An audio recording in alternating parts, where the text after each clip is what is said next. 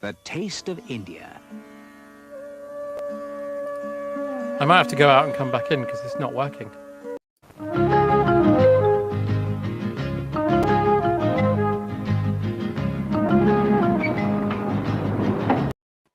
Yeah, it's just not working. I'm going to have to go out and come back in. Hang on.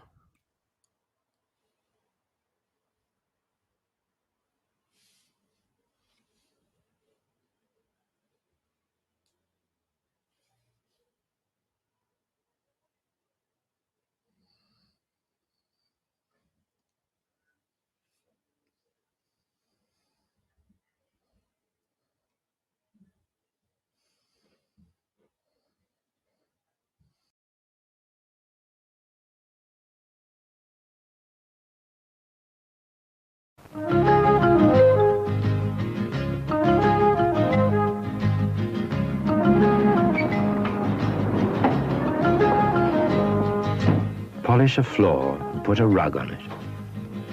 You might as well set a man trap. Hurry up, bring them in the warm. All right. I'll put the kettle on.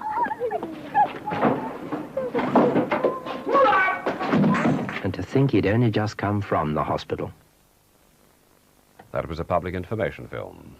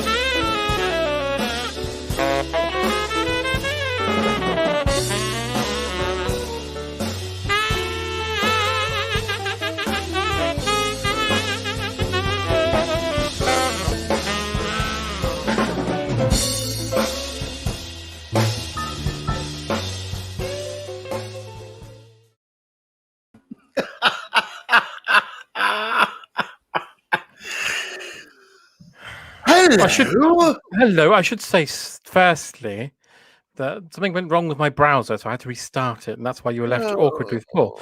But it's all fine now, as you can see. A few technical gremlins. A few ghosts in the machine, as it were. Yes, but that was a beautiful piece of you. If you put a rug on a polished floor, you might as well set a death trap. And it's very true. They said the same thing about Tony Blackburn's head. Well, it's been 2 cotton-picking weeks. 2 whole weeks. 2 weeks with holes in. I say, boy, it's been 2 weeks, but luckily things have been lifted, boy. The curse. Yes, the curse of the COVID panther.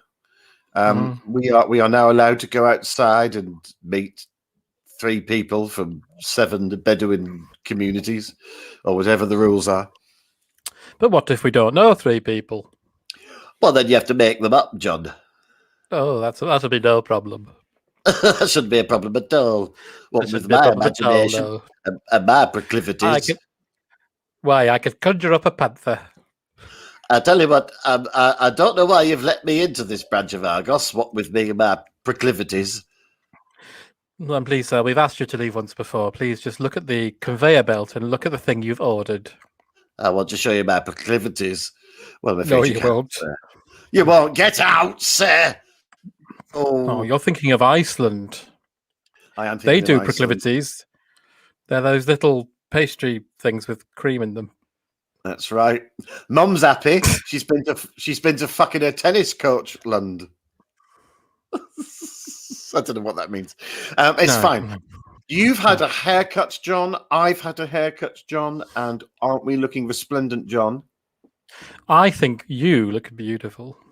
I think you look quite the dish. Quite the catch of the day, sir. I wouldn't mind taking you out of my lobster net and throwing you on the end of my pier. Likewise. Okay, that was. I'm liking our hello background, by the way. Wonderful. Thank you. It's the Cafe Rene. The flashing knobs. You stupid woman, can you not see I am showing my knob to your mother? You stupid woman, can you not see I'm currently doing anal? Oh. The flashing knobs. You stupid woman. Can you not see I'm casually fingering a vet up the arsehole whilst licking out Mimi? Oh, Going a bit / fiction there. Yeah, sorry. Yeah. Yeah. Fan fiction. Sherlock Holmes He's the man. is doing some things with John. Bum bum bum bum. Waxing his gong. Such a cold fiction. Eskimos spunking on polar bears. It sticks in their hairs. We've got lots of lovely comments. Good. We need them. We need them now. Let's have some. Jason McIntyre says, "Good evening. Good evening. Good evening. Good evening." Lizard Monkey says, "Ready, getting all that too totty continues to inspire me to remain a fat, balding, lazy-eyed, fat, baldy, boss-eyed knob." Yeah, okay, that's lovely. The world's your oyster. Oh, the flashing oysters!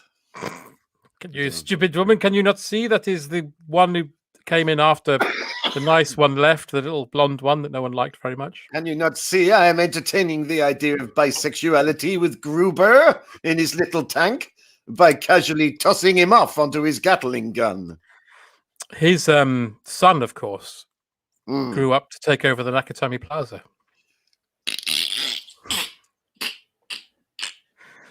Yeah. It's true story. Very much the bad boy of the Gruber family, wasn't he?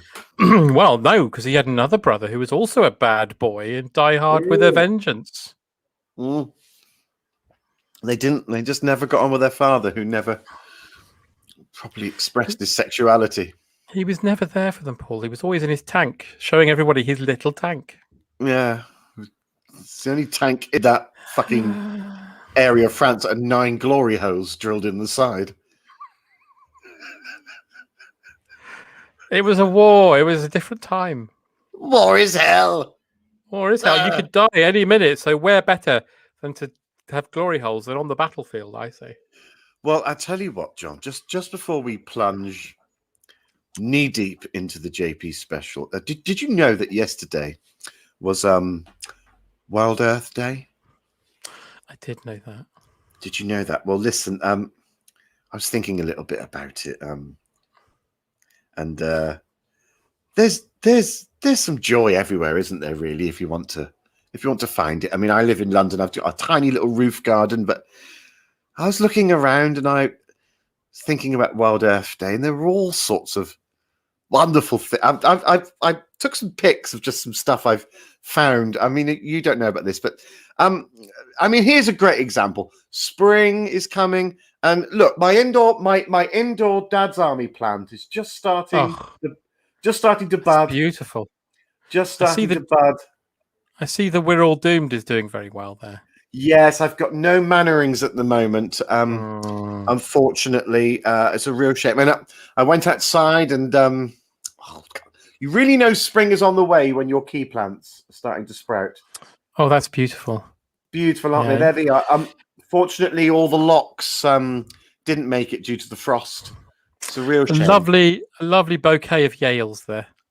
A lovely. Well, actually, I sort of cross-pollinated chub, but never mind. And look, I was looking around one of my exotic ferns, and I just saw making a nest A little baby TARDIS. Can you see it? Oh, isn't that Little beautiful? It's baby wonderful TARDIS. how nature adapts, isn't it? Yes, just making a nest, and I reckon in a couple of months that TARDIS will dematerialize and start living its own life. This is I don't know about you, but where I live, John, we've got this lovely they're known collectively as hedgehog runs. They're little gaps between walls and fences to allow hedgehogs to come to and fro, and not seen any hedgehogs really use them in years. But yesterday I just happened to be outside having a angry wank, and I didn't see a hedgehog using the run, but I saw some wild muesli just making its way. Look at that, just snaking its way down, snaking its way towards probably a moist surface, I'd imagine. Yeah, well, they'll head to the nearest milk source if they can, but it's so lovely to see. I think that might be an alpen, just making probably its attracted way. to your issue. You would think, wouldn't you? At this, and this is a real sure sign that spring is on its way, because I just saw a little spider web, and you know it's spring because he's hanging out all the classifieds. Oh, isn't that beautiful? Isn't that lovely? All the classifieds are out for spring. You know that life is returning to the garden. Life is returning to the garden. When you see those classifieds, there you go. Look, there, you know. We buy old furniture. Yep. You know, and it's lovely to see when the spiders are when the spiders are at that point. And finally from me, and this is a very rare sight for me on my little roof garden. As I say, I've got a roof garden. I don't have any natural soil. I'm on a high purchase of land. So everything that I grow is in pots, John. It's in pots. And what I do is I use seashells, which I put on the top of the earth on the plant, which protects the plants from invading species and moss, but also it adds to drainage. And I think what happened in some of the strong winds, that some of my shells had fallen onto the floor, and I obviously hadn't noticed them. And then this morning I was out and I was watering the garden, and I noticed the shells. And nature will find a way, John. Nature will grow anywhere. And I was so happy. I mean, I've not seen this in years. I managed to find some cum olives. Oh, that's beautiful. It's so lovely to see olives growing in cum. Just in no, come on. It's lovely to see, because obviously they will pick the randiest part of the garden, and that's when your cum olives will come to their fruition. And I just thought I had to share that with you, John. For I'm so pleased you did. I'm so pleased you did, because I obviously, as someone who cares deeply about the climate and the planet, it's wonderful to see that nature is indeed returning to its place of prominence. Absolutely. Well, nature's had probably what we would call a busman's holiday, hasn't it, over the last year? While we've been at home, nature's been cavorting and sailing and having a wonderful time. It's at the run of the place, isn't it? Hasn't it just dolphins swimming in Venice along the canals? Yeah, Arthur Mullards sitting on the rooftops. Arthur Mullard, do not feed Arthur Mullards. Please do not feed, because they will hit you. Yes. And it's just, there's been some wonderful things. Got any bread? No, Arthur. You can't have any. Give me some bread, you cunt.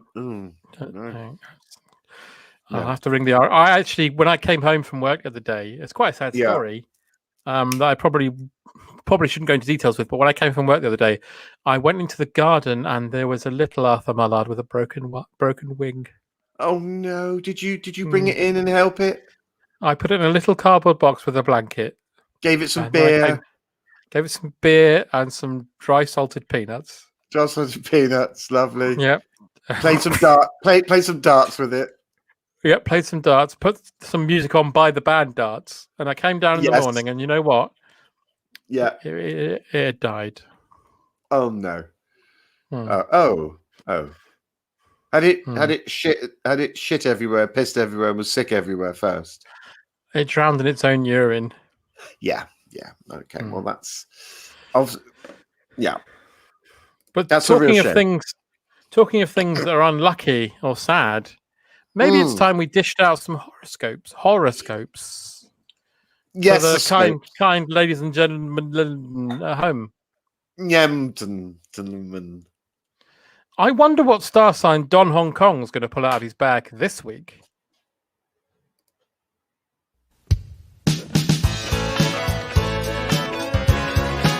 And my browser's not working again. This is exciting. This is like a BBC. We'll just have to get...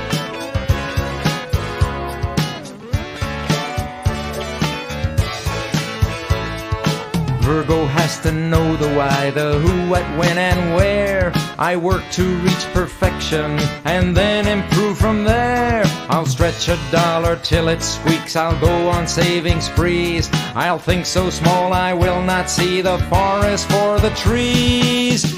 Virgo, Virgo.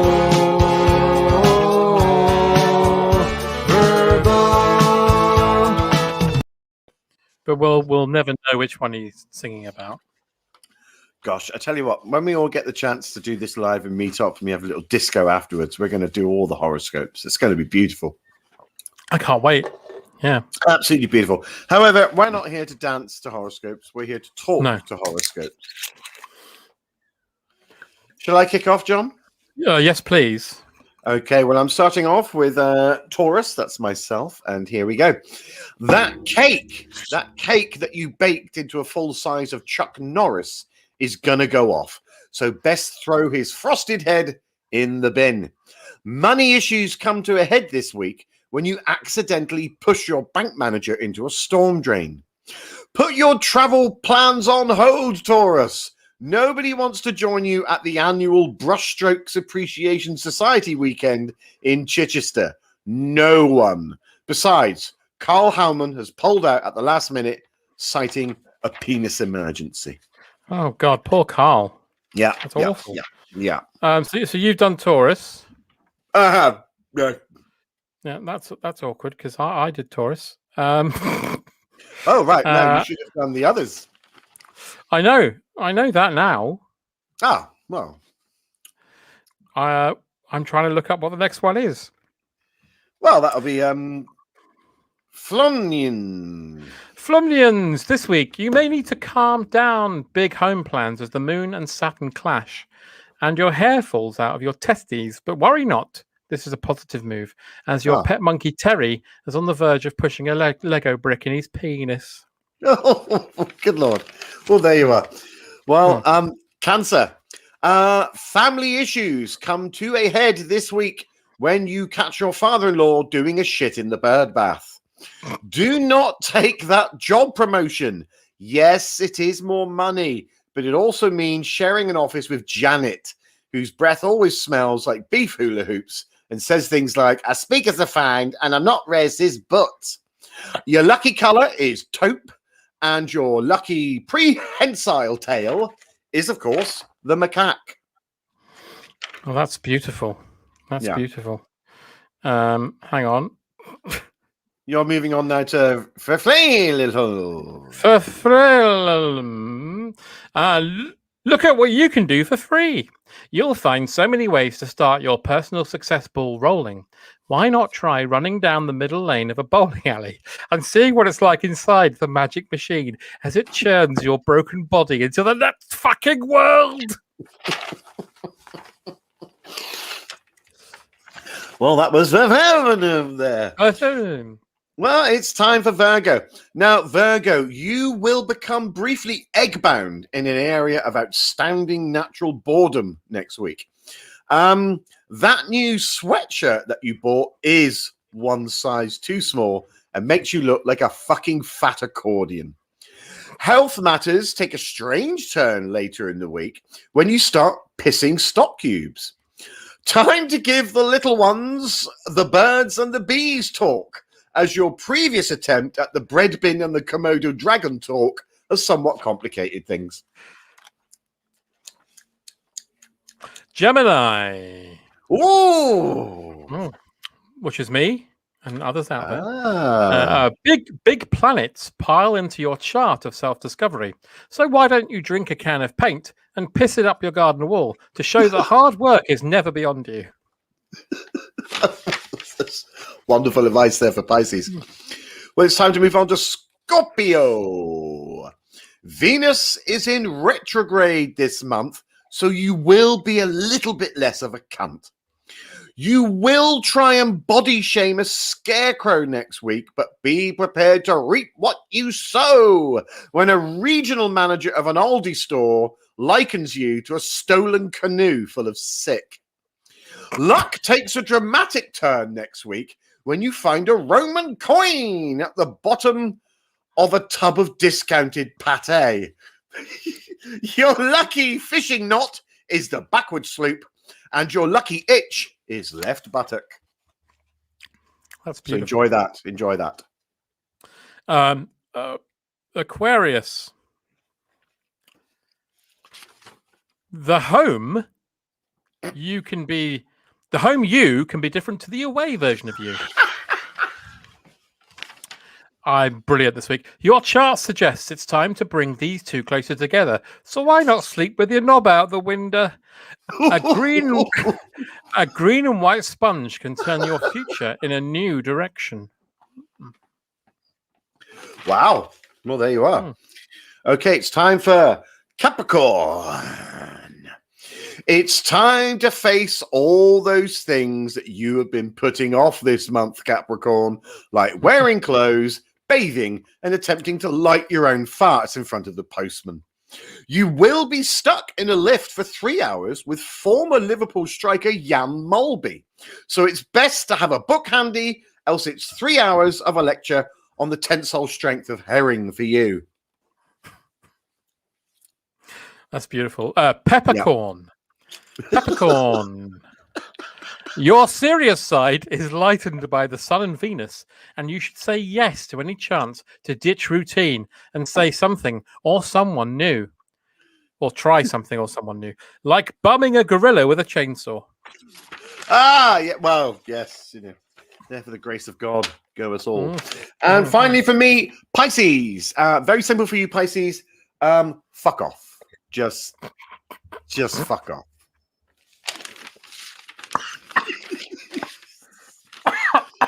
Sorry, John obviously knows someone who's Piscean and got a little bit. I do, and I agree. A little bit teary. Lichens. Your communication skills are so smart, like a whip, and so sharp, like a knife. Try not to say the word minge at a royal event, and never, I repeat, never go dogging with Ted Molt. Well, there we go. That stands to reason. That was your horoscopes, everyone, and I hope you do pay heed to them. Remember, a lot of people think that they're absolute bullshit. But as you can see from what we've said today, what we're Fulifi and Foy, Peppercorn, and Lichen. These Lichen. Sorry, I used the French. Right. Yeah. I did it in the French. Les champs.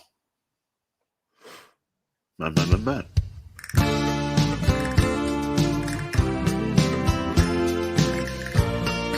Anytime now? Well, this is going to be a fun show tonight. I believe in... No, it was... Oh, it's not playing my end.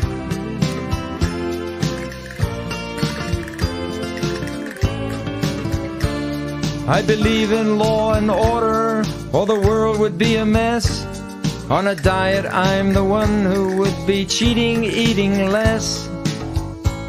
I may be shy, I'm also tough, I'm not easy to know. Like most of all the iceberg, I stay hidden down below. Well, there we go. I didn't see any of that because it's not working at my end. That's exciting. Oh, that's weird. No, we saw all of that, but I don't know if you cut it off. It's because nothing was playing at my end. So you just didn't know? No. Oh, well, it's going to be a seat of your pants show this evening. Oh, John, it's just like you're like on a sort of like DIY Tron. Dron, I call it. Dron. Well, now on see one. It's time for Dron. Starring Gref Griggs. An unfortunate boy falls inside his own pencil drawings. This is shit. Well, we've got a packed show, so it might be time to beckon down someone from a particular place. Yes, why not? I'm sure he's ready to join us. Yeah, I hope so. I've got to get this right, though. Yeah, because you won't see it. You won't see it. Let's see if it works this time. And appearing tonight on Blankety blank, Blankety Blank, Pete Murray, blankety blank, Aaron Kay, blankety blank, Jerry Stevens, blankety blank, Isla Sinclair, blankety blank, Pete Harris, blankety blank, Diane Langton. Hey boys, look, that's just Bronson's car we found. Look, Danny's in it. He's asleep, isn't he? Hey Danny, do you think he's all right? He ain't moving, is he? And here's your host on Terry Wogan.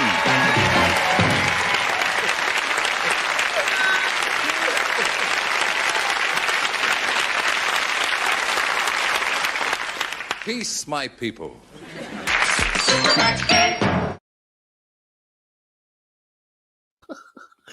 Danny Kendall, R.I.P. Yeah, sorry. Avasti, mind hearties. Danny Kendall, R.I.P.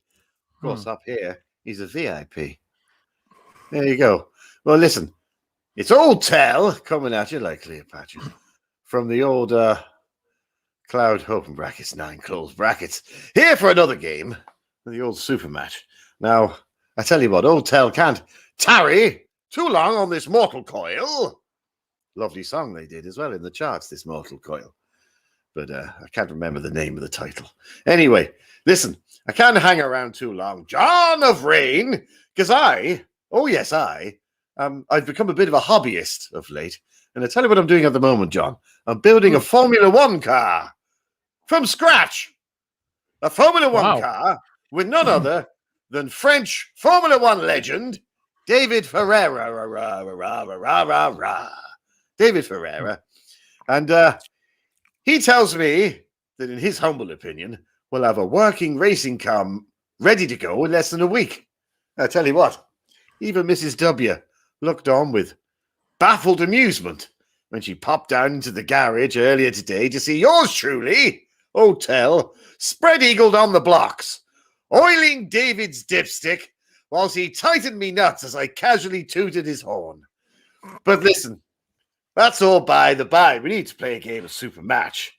So the first one of our JP Joyous fans to type in Wogan's Warbling Winkle gets to play. Now, while they're doing that, I need someone to help me come up with the most wonderful blanks in the super match game. There's 50 blanks, 100 blanks, 150 blanks. And to join me now is a John. Oh, it's a John, but it's a very old John. He's been up in the old Cloud 9, open brackets, 7, close brackets, for quite a long time. It's King John, ruler of England from 1199 to 1216. King John! Hello, Terry, how are you? This is rather keen, aren't you, King John? I am ecstatic to be here, Terry. I am absolutely bloody ecstatic. Oh, that's wonderful to hear, oh, John. Now, you've been up in heaven for quite a while, haven't you? You're pretty much the old grandfather of heaven. I am very much top table in the old Cloud 9, yes. And it's a lot different in my day coming back down here, of course, because I was around in the old days of Robin Hood. That's right. Now, listen, just before I spark up a fatty, can I ask you, you're pretty much known throughout history as being one of the old, well, you're not really well liked, are you? No. When I was on Earth, I was very, very disliked. And I think that's because I was quite hard on the peasants. I'd raised their taxes. Pardon? You know, a bit of a roister-doister.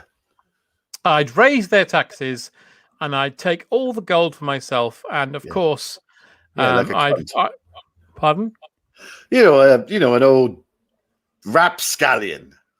But I'd love to tell you more about what it was like working with Robin Hood. He was an absolute pro. But we've got someone who's nobody wants to hear from a cunt. Someone's answered your bugle call. And that is, of course, Matt Phillips, as I live and breed. A new player to Supermatch, mayhap? I'm not entirely sure. I think he's brand new, Terry. Yes, I think he's brand new. Well, Matt, listen, the ball is very much in your Supermatch court, and I hope that you will win tonight's top prize of a weekend potholing with Shakin' Stevens. Let's find out what the moniker is, and I've made it easy, like I always do over the last few weeks. It's themed, and this one, of course, is themed with James Bond songs. So come on now, put your old thinking caps on, in particular to you, Matt. Let's reveal the legend. Thank you, Eugene. It is, of course, the man with the golden blank. Now, you have a little think there, Matt. Type out your answers with your nifty digits, and I'll try and come up with an answer of my own. With none other, the old cunt himself, with King John himself of England from 1199 to 1216. So, John, the man with the golden blank, what say you? Well, Terry, I'd love to say, because something I did like when I was alive was gold. So I'm going to say the man with the golden treasure. The man with the golden treasure. Yes. I tell you what, I was pretty much thinking along the same lines there, and I'm going to slightly expand on that idea. And I reckon this is going to be a keeper. The man with the golden gold. Oh, Terry, I love that answer because, as you know, I like gold things. Well, you would do, you cunt. So, listen. No, I was saying you're an absolute rough diamond, and I love you. Bless you, Terry. Bless you, Terry. Bless you. You're absolutely welcome. Now, Matt, does he have an answer? He can go with, of course, John's treasure, or he can go with Terry's gold. Terry's all gold. Matt hasn't given us an answer yet, unless this is his answer, which I don't think it is. Did that Matt, in your own time, Matt. Matthew, if I may call you Matthew. Did that last week. That doesn't quite trip off the tongue. Matthew, if you Matt or Matthew, or if indeed you've got another name, if you'd like to submit your answer, because time is precious here on Earth. I think you should call him Matthew. That's pretty much how you admonish someone. Matthew has gone with my suggestion, because I am king of treasure. I tell you what, as old tale lives and breathes, I don't think a contestant has ever actually gone with a turn's answer, or even one of my own. So I tell you what, this could be the straw that breaks the camel's back. Let's find out. Matt, I'm crossing everything for you, and I mean that most sincerely. For 50 blanks, the third most popular answer was, of course, the man with the golden mum. Man with the golden mum. Mum, yeah. Yeah, never mind. That was... Let's find out for 100 blanks. Can you be any closer, Matt? Let's find out. Second most popular answer. It's the man with the golden Bon Tempi organ. Didn't quite get there, Matt, but never mind. Let's hope that you and King John are on the same wavelength. Let's Good find luck, out. Matt. Thanks, King John. You cunt. For 150 blanks, it is, of course, and it'll trip off the tongue and you'll be kicking yourself because it's the most obvious answer. It's what everyone says.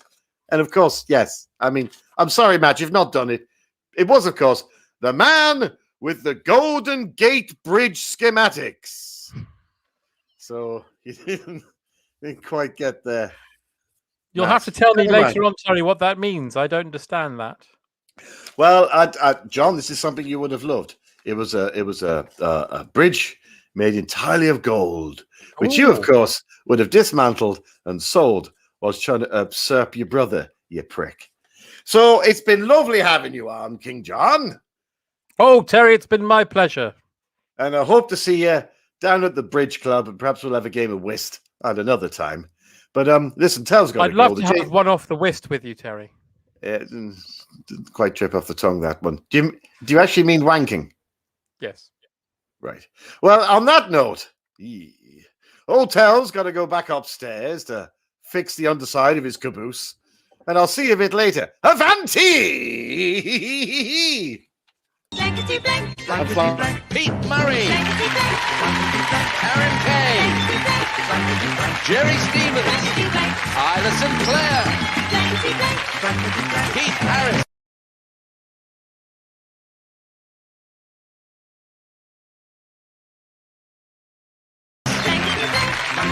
Diane Langton.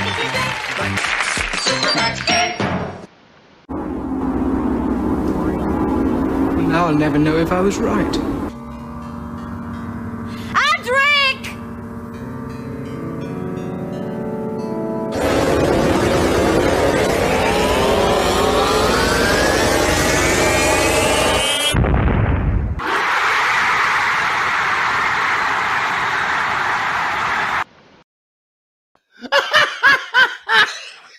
Wow, that was quite something. Oh my God! Oh. What a beautiful Peter Davison you were, John. I enjoyed that. I enjoyed being a doctor. I've not been a doctor before. I was a glorious Tegan. Oh. But a really Yes, weird you are. Adric. You've got a face facts. You've got a very malleable face. Yeah, but Adric, I looked like I was forthright yet stillborn. There you go. Anyway, you can't have it always, can you? No, but I wanted to use this opportunity right now to tell you about something that I've been doing while we've been away. Oh, yeah, please do. I've employed 2 agents to go out and find us new comedy talent. Oh, wow. And they've filed back reports to me. Mm. And I've got 3 segments they've recorded for me of a new comedy act that's going to take over the nation. Wow. So I'm hearing that he may well be on BBC 4 or 3. Right. So his name is Walter, and my 2 comedy agents went and met him. So let's have a look and see how they got on. Oh, great. That's Walter. Hiya, Fattlers. Come aboard and have a brew. Oh, thank you. Sid, this is Wandering Walter. I'm very pleased to meet you, Sid. Sit down It's and not have working. a brew. Thank you. How's your wife? Cavorting Connie is in very good fettle. As a matter of fact, it's 2:30. She'll be on plane now. She's going to Mallorca. No, she's taking half an inch off back door. Half an inch off the back door. Wonderful stuff. You got any more by him? Anything else? Oh yeah, a couple more. Yeah. You can do them now, or are you going to spread them out throughout the show? I thought I'd spread them out throughout the show. Spread them out throughout the show. I thought I'd spread them out, but You've gone on mute now, John. The old Gremlins with Joe Jonathan Rain tonight. I'll let you into a secret. It didn't play my end, and my end. Thank you, everyone. And then it played after you'd all seen it. So I don't know what the fuck's going on. Yeah, we'll play some more of that later. But we have to give in and advertise local businesses. So I thought I'd do that now. The taste of India.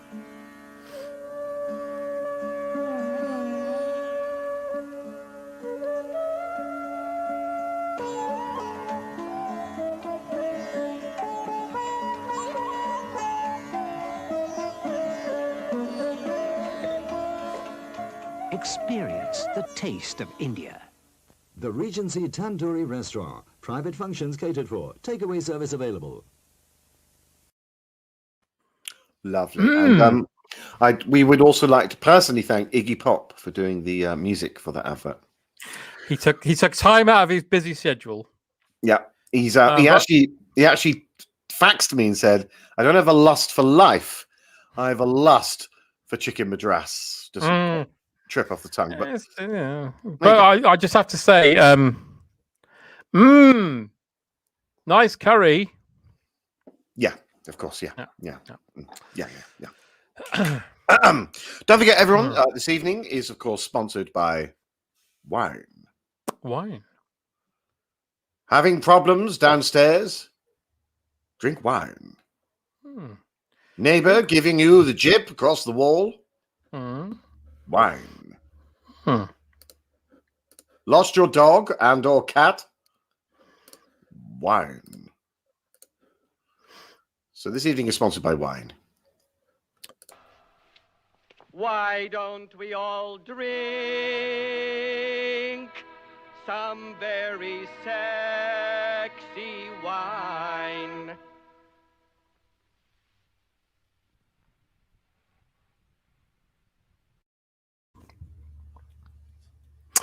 Wonderful. Absolutely wonderful. Well, we've got a packed show, of course.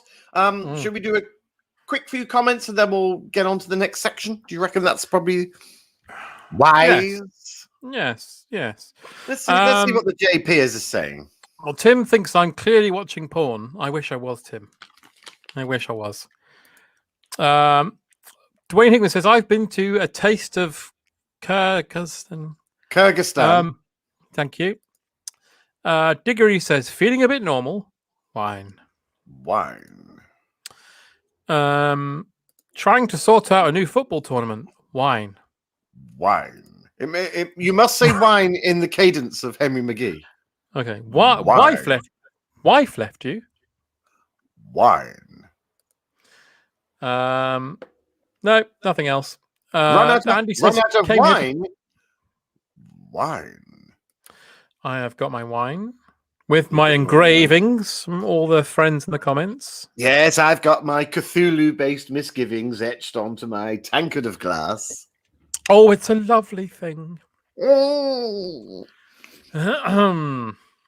However, the show, she's a relentless bitch and a relentless mistress, and she needs to keep going. So we need to get on to the next section. Paul, are you telling tales? No, sir. But I'll tell you who does.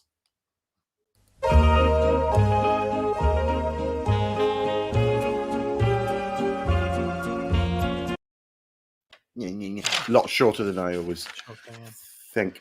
Well, it's time now for Tales Unexpected. For those, of course, who know, or the JP fans know, Roald Dahl, writer of shitty kiddies books. No, actually, wonderful kiddies books. Also wrote beloved. Also wrote tales for adults, mainly based around the rectum or around a series of ne'er-do-wells robbing in a moving vehicle. John and I went to his wanking shed, his home study, and we got a tome of filthy owed missives on A3 down the back of a sofa. Down the back of a sofa, covered in dried whatnot. And we dusted them off, and we will read a selection of the Roald Dahl classics for you this evening. John, fire away. Well, Paul and everybody at home, this one's called Dodgy Builder. Builder Justice Dickens was having a rough day. He just accidentally conjured an evil genie from a lamp he found in the foundations of a building site, and he made his 3 wishes. Okay, 1, £1 billion. 2, a Ferrari with bright red paint, and 3, his own private airplane and airport. All good wishes, you might say. Trouble is, they were all up his arsehole.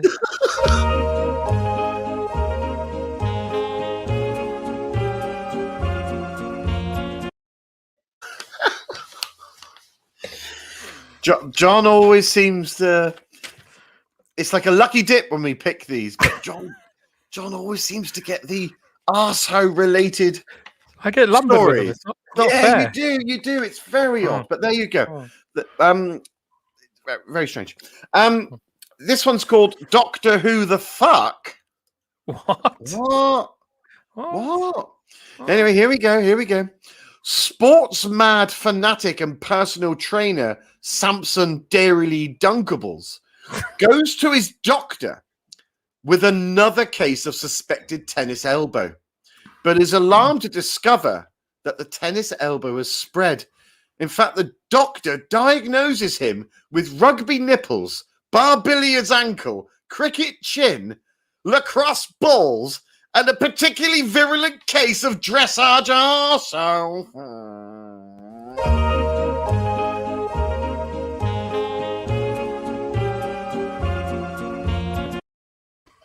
Oh, and I feel that pain because I have had a dressage arsehole. Nightmare. You have to rub a pit pony on it. Do you? Well, this one's called It's a Fair Robocop. But what? Futuristic cyborg cop Kevin Bukaki was in a spot of bother. Yeah, he'd faced criminals before, and he'd always won the day. But today was totally different. Today, he was facing off against OCP's newest crime-fighting machine. Shit. 26 bank robbers in a car. Fucking arsehole.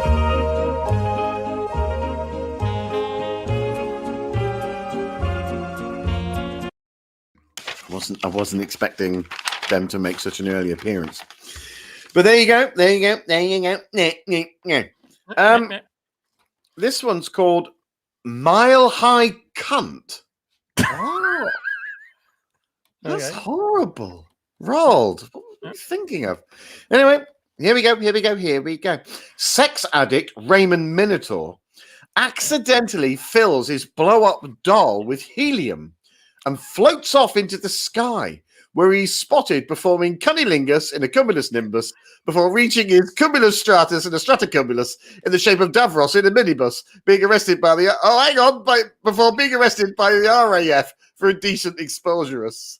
The judge gives him 2 years and hard calculus for being a cuntus.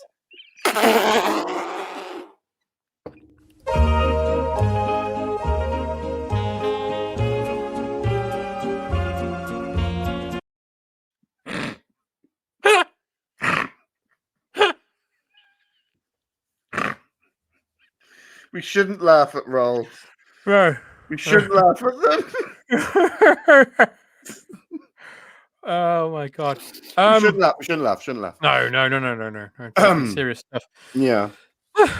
This one's called Tinker Tailor Soldier. Why? What? Tailor Kevin Dangerwank was nervous. He'd been up all night making a bespoke suit for a very particular client by the name of I Am the Devil, and he was due to arrive to pick it up in 2 minutes. Luckily, Kevin had just got the last stitch in when the client arrived. The client looked over the suit and nodded, but with a glint in his eye that suggested that the entire shop might soon be going up the tailor's arsehole. And it did!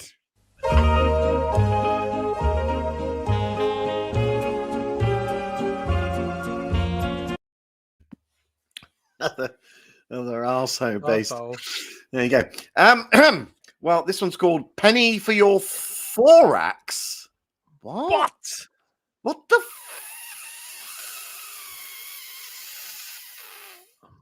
Stop scaring us, Rold. See a penny, pick it up. All day long, you'll have good luck.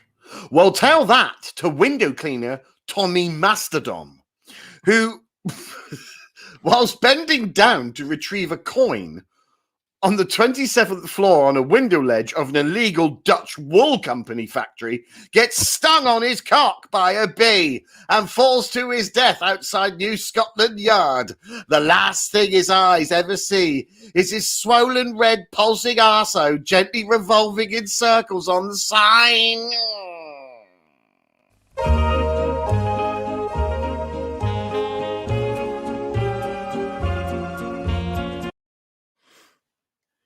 Oh, chilling.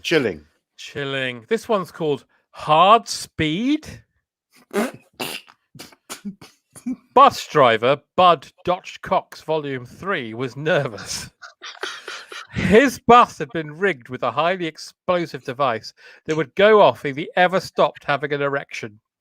So while Bud kept the bus at a reasonable speed, his passengers had to download as much porn as possible to maintain Bud's hot rod. Sadly, after 3 hours, they went through a tunnel and lost the signal, causing Bud's poor cock to collapse, killing them all. Oh my god!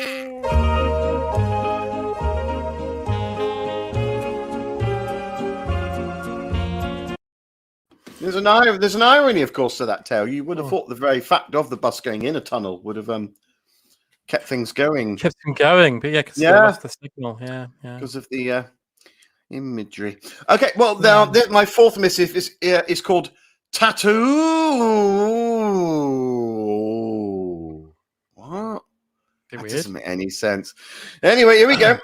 French film lover and tattoo enthusiast Jean-Paul Autoglass Replace goes to a tattoo shop to get a tattoo of Audrey Tattoo. But the combination of his stutter and the tattooist having tinnitus results in Jean-Paul not getting a tattoo of Audrey Tattoo, but instead getting a tattoo of Mr. Magoo having a poo in a shoe at the Edinburgh Tattoo next to the new schmoo sniffing glue at 2:30 during the Battle of Waterloo.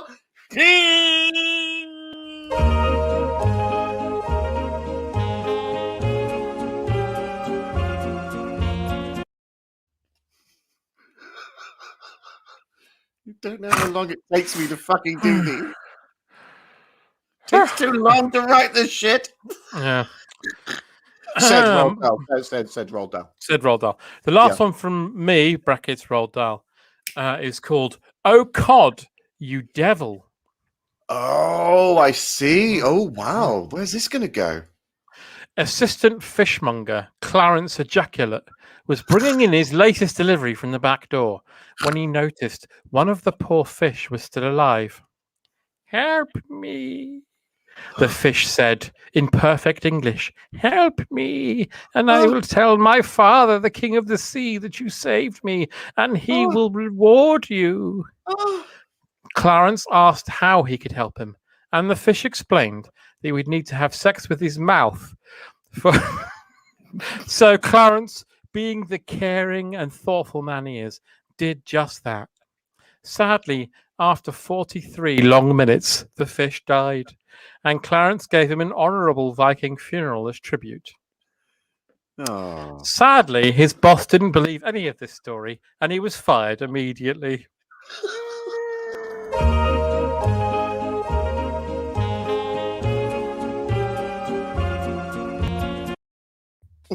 Deary me. You could say he gave him a row job, but we won't go there.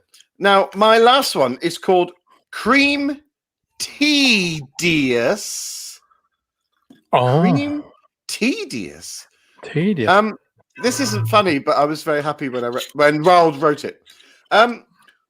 Cornish woman and food blogger Janet Apocalypse argues daily about the etiquette and the tradition of a traditional cream tea. She screams this constantly: "It's cream on top of jam! It's cream on top of jam, or it's not a cream tea." I don't know why she's northern. She lives in Cornwall. "It's cream on top of jam! It's cream on top of jam!" One day, whilst sorting out some old classic records and LPs, it's vital that you know that bit, she receives a phone call from yet another person asking her the same thing. And again, she says, "It's cream on top of jam. It's cream on top of jam." She gets so upset. She has a brain aneurysm and collapses onto the record player. Her neighbor next door, the last thing she hears is, "It's cream on top of jam. It's cream on top of jam." But when she goes into her neighbor's house to see Janet, she very much notices that it's jam on top of cream.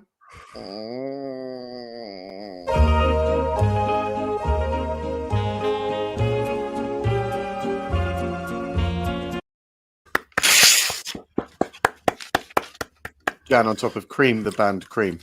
I enjoyed that one. Even though I could mildly see it coming, I was looking forward to that happening. Oh, God, yeah, I we was all very saw happy. that coming. We saw that coming 2 weeks ago before I even decided to write it, before Roald decided to write it. Yeah. Well, that was Tales Unexpected, everyone. Chilling stories as ever. Most of them anal-based or crime-based. I think there was something wrong with Roald with his bum fascinations. Very obsessed, wasn't he? Do you think that's why he was in that shed? Because a lot of people think that he had that shed for nefarious tuggy purposes, but it might have just been somewhere where he could just let his bowels loose without people. Because I think if people came in, they'd be like, "Fucking hell." It's like solid gravy in here. Well, I was just thinking about that. He also used to sit in a sleeping bag type thing, so he had a real Dutch oven going on. Oh, God, yeah. I bet people's like, "God, you have to cut your way in here with a Stanley knife, you dirty fuck." But there you go. That's Roald for you. It's what he would call rolled gold. Rolled gold. The Venn diagram of anal frights and crime has Roald at the center. You're absolutely right, Neil. I enjoyed this from Claire a minute ago, who said, hang on. Hang on. She didn't say that. No, I've lost it.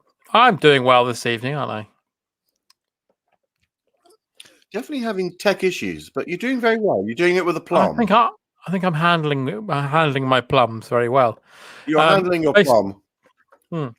Basically, I think Claire was pointing out that one particular story didn't involve something going up the arsehole, so she was surprised. Well, that was Roald's very intention, wasn't it? Diane's stirring up some controversy here. Cream is like butter, then jam on top.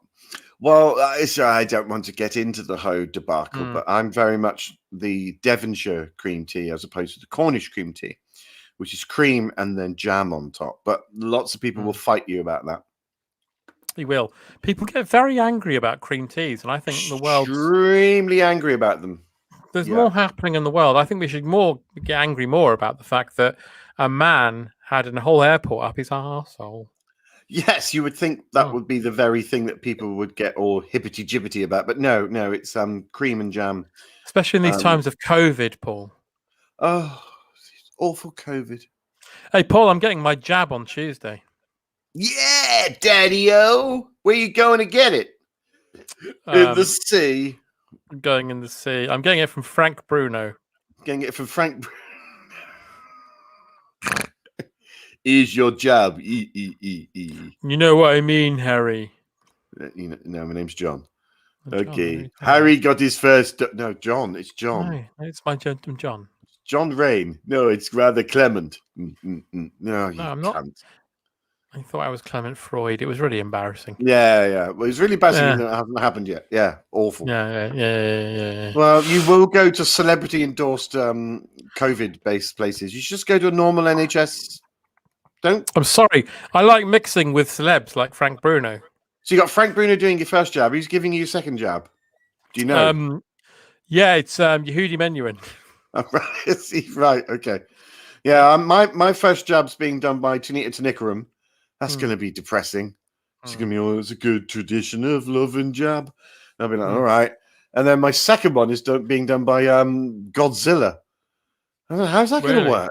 How's he going to get that fucking incredibly impractical? That delicate thing. That's you trying to give Calpol to an ant. Exactly. Ridiculous. He's going to slice me in half with his rather large tail. It's like 4 blocks trying to go in a big cardboard box that's the size of Kent. Exactly. It's like trying to play Tetris with the... Can't be done. It's a big fucking lump of rock in space. Oh, for fuck's sake. It's like, a joke. It's a joke. This is a joke. It's like getting massaged by the Elephant Man. I reckon if the massage man, I was about to say the massage man. The massage man. John Hurt is the massage man. David Lynch's chilling new film, The Massage Man. All those people pile into the public toilets of Victoria Station to find them giving a massage. I'm not an animal. I'm a masseuse. How much of the massage is give and received? Because a lot of the massage is skin-on-skin contact. So the masseuse is getting a massage on their palms by the flesh that they're manipulating. Isn't there something that we can't feel things through our fingers? Isn't that right? We can't feel things through our fingers. Well, stick your finger in the electric socket and prove us. Then you'll be a conduit for the person being massaged. Sorry, from the Maasai warriors, which were of course masseuse-based warriors. They were beautiful. Yeah. You'd catch you in the jungle, give you one of those back things. Yeah, let you go. Yeah, and for an extra 5, they'd wank you off. Let's move on because we're gonna. Let's move on because it's the top of the hour. We're gonna have to hand over to our. I don't know if you guys know, but earlier on there was an episode of Crimewatch, and we're gonna have to hand over to DCI Paul and DCI John from the Crimewatch desk for this evening's episode of Crimewatch Update.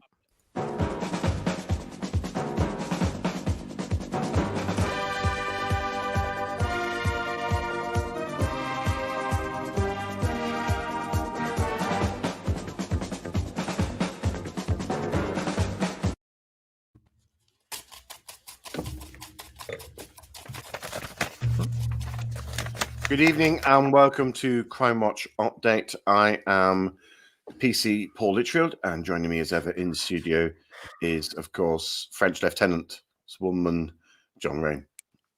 Bonjour.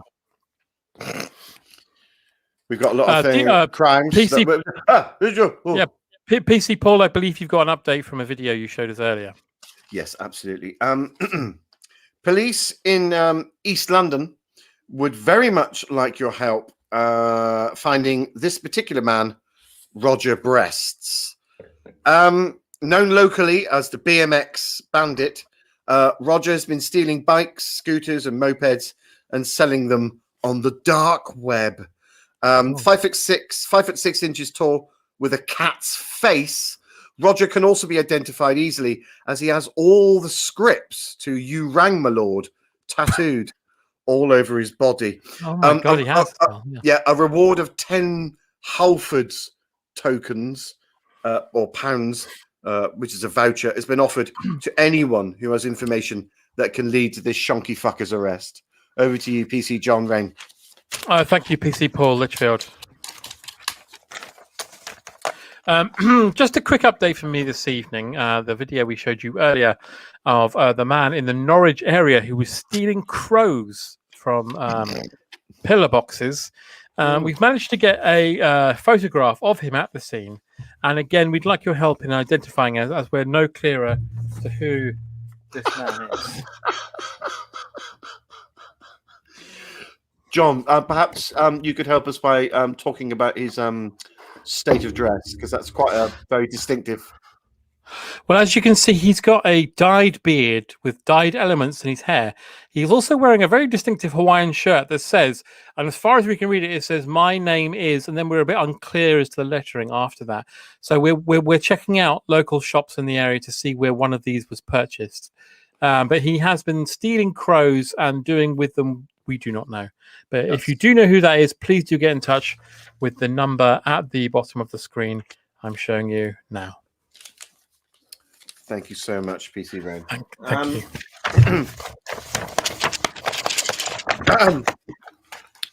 Now, this is actually quite serious, and those of a nervous disposition should probably turn their televisions off. Certainly, if there's any children watching, please send them to bed, because police in Dorset urgently need your help apprehending a local disgraced baker, Elvis Clapp. Elvis has been, well, there's no easy way to say this. He's been terrorizing local farms by baking animals into giant loaves of bread. His most recent attack, and this is very distressing. As you can see, his most recent attack, a giant olive sourdough loaf containing a barn owl and a horse called Vinny. He's also baked an alpaca into a French stick and has made a baker's dozen of Frisian cows into a mixed batch of seeded cobros and a crumpet. So any information that you can give the Dorset police into apprehending this fiend would be greatly appreciated. Thank you very much. Thank you, Paul. Next from me, you may have seen earlier there was an appeal for help with a man wanted in connection with a recent spate of shoe robberies. As you can see, he is very distinctive looking. The children in the local area call him the Barry Tuctopus. He's been stealing shoes from branches of Freedom, Hardy and Willis. Goes by the name of Barry Tuctopus. So if you see him on your travels, please do get in touch with the number below and we will pass it on to the local police services. Thank you, DCI Paul. Absolutely. And I've just been told, please do not approach that particular man because he's armed and dangerous, and he has 8 arms and dangerous. Yeah. So do be careful there. On to my third appeal from the general public. Essex Constabulary Police need your help finding Clarissa Pelican. We have a most recent picture of Clarissa here, who has been ram-raiding tanning salons from Waltham Abbey to Billericay. She's 5'3" tall and wears a crown, which she actually stole from a local celebrity, Annabel Guts, who was Mrs. Egham, 1983. Clarissa is not armed, but is considered handy and has been known to back people into dark alleys and give them a makeover against their will. Any information will be taken into confidence, but only for 3 minutes. Oh, thank you, DCI Paul.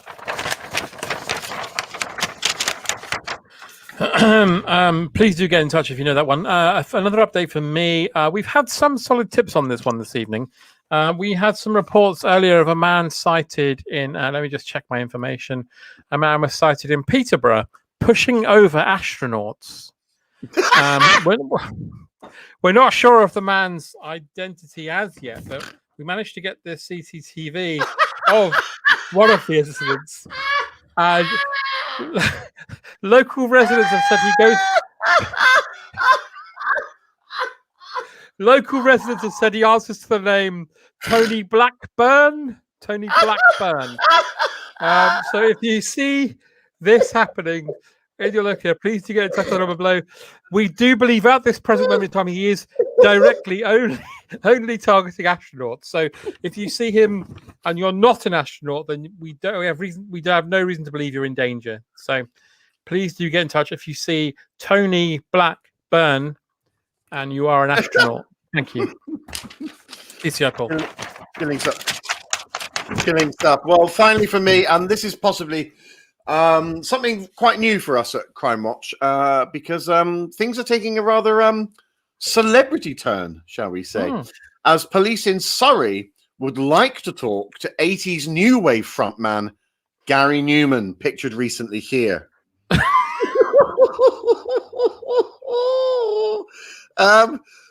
He has been missing from his UK residence in Woking after a spat with his neighbour. This was a border issue that got out of hand involving a crabapple tree that spiraled out of control after Newman actually knocked his neighbour unconscious with a conference pair. That neighbour, of course, is Chris Rea. He was last seen buying a Ginster's pasty in a service station near Stratton, and apparently the witness there said said the following: "You'll never catch me alive, copper," before dashing off in his car. Thank you, DCI Paul. If you do see that man, he's got a very distinctive shirt on there. Have you had any luck with tracing the manufacturers of the shirt? No, we believe it might be homemade or made of skin. Right. So. Okay. Well, please do get in touch if you've seen Gary Newman. Okay. Lastly, from me, follow up to the video we showed you earlier, which was a lot of you found rather distressing. In Exeter, we saw a harrowing video from earlier when a man was seen to be throwing stones at Rene from a lower low.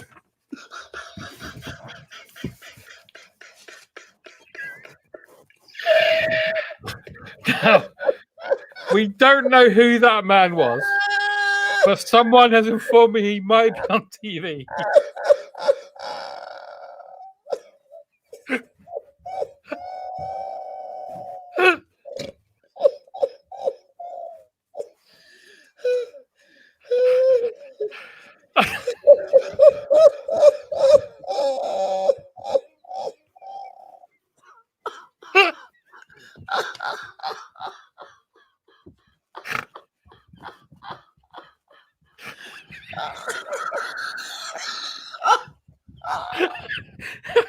Oh, God. It's so distressing.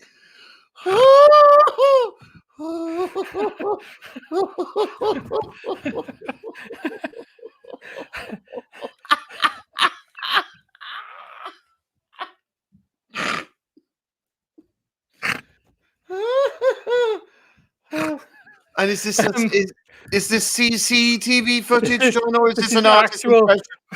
It's an artist's impression, but it's traced from CCTV. Right. Traced from the CCTV. Yeah. As you can see, Rennie from a low looks quite distressed. It keeps happening, he said. Every time I go outside, this man throws a stone at me.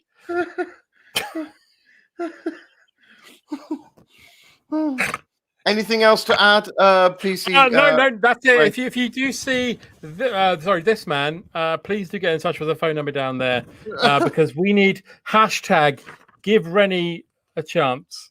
We need to let him live his normal life because at the moment he is plagued with stones being thrown at his head. Thank you, DCI Paul.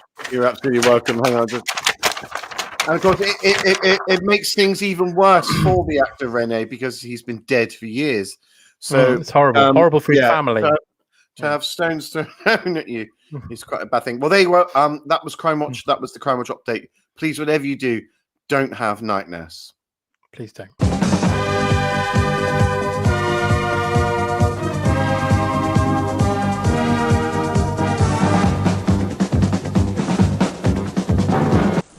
Don't you just love being in control?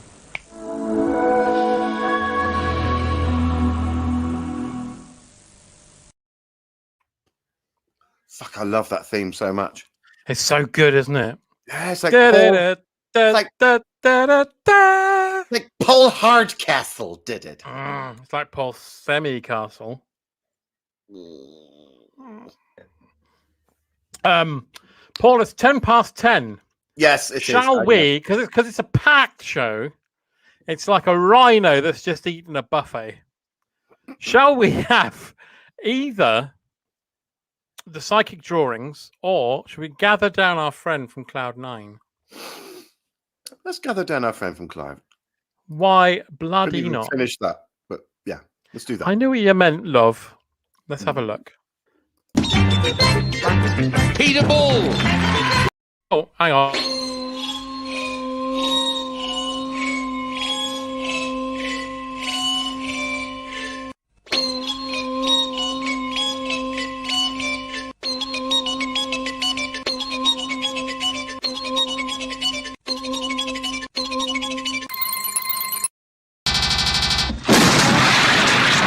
Well, I'm terribly sorry. We seem to be having a bit of a technical difficulty at the moment. We'll try and restore things as soon as we can. Please do bear with us.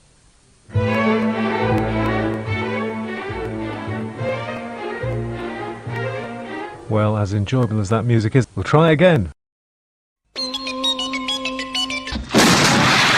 Really sorry about this problem that we're having.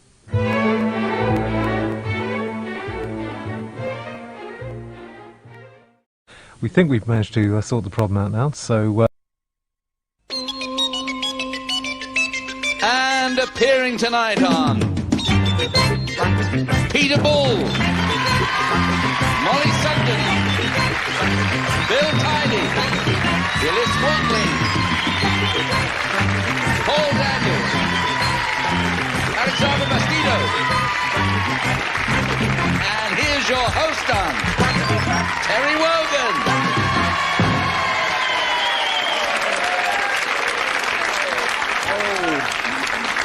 Oh, come now. Anyway, you're all very welcome. Thank you. Welcome to Blankety Blank, another edition of our jolly little show.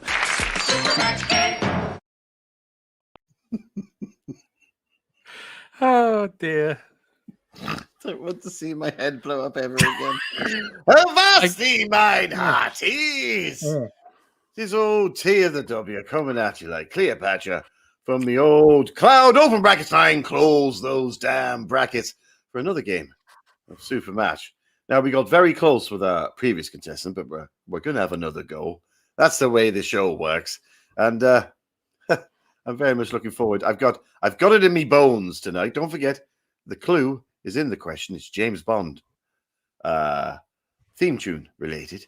But listen, old Tell can't hang around too long. I tell you, John, you're going to like this. Do you know what he's doing at the moment? No, what? No, what?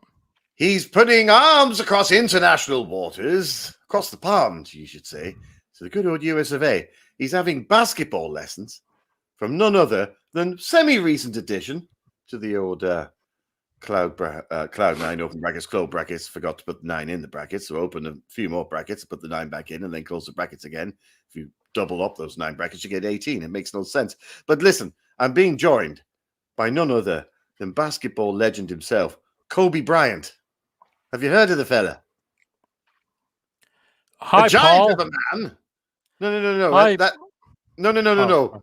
Sorry. That's not yes, you. I have. Yeah, sorry. That's not the guest, John. That's who I'm referencing to. Yes, I've heard of Kobe Bryant. He's a wonderful basketball player. Lovely. So I was just making a reference to him in this thinly veiled attempted filth. But never mind. I tell you what. Yeah. Me and Kobe, he's been teaching me all the moves. And I must confess, Mrs. W. She was all red in the face last time that she came down. Because, Tell, I couldn't cope with it. Too much work, too much exercise.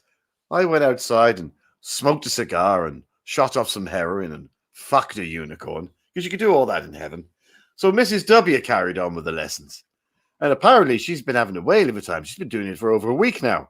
Private lessons, only him and her. Old Tell's not allowed to find out. Well, I tell you what, yesterday I crept in.